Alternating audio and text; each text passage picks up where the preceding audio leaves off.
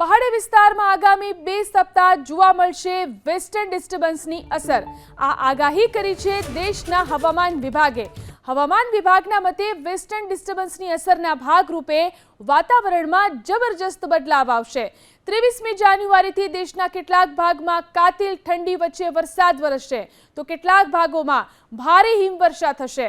22મીથી 24મી જાન્યુઆરી વચ્ચે યુપી સહિત સમગ્ર ઉત્તર ભારતના મેદાની વિસ્તારમાં હળવાથી ભારે વરસાદ પડી શકે છે।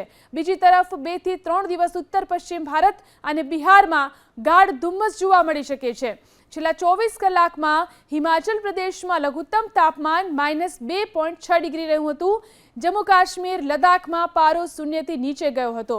હવામાન વિભાગની આગાહી મુજબ 21મી જાન્યુઆરી સુધી જમ્મુ કાશ્મીર લદ્દાખ હિમાચલ પ્રદેશના કેટલાક ભાગોમાં મધ્યમ વરસાદ કે પછી હિમવર્ષા થઈ શકે છે, જ્યારે કે 22 થી 24 જાન્યુઆરી દરમિયાન આ ત્રણેય રાજ્યના મોટાભાગના વિસ્તારમાં હિમવર્ષા થઈ શકે છે। આ તરફ 21 અને 22 જાન્યુઆરી ઉત્તરાખંડમાં હળવાથી મધ્યમ વરસાદનું અનુમાન વ્યક્ત કરાયું છે, તો 22 થી 24 જાન્યુઆરીએ યુપી, પંજાબ, હરિયાણા, ચંદીગઢ અને રાજસ્થાનમાં ક્યાંક વરસાદ વરસી શકે છે।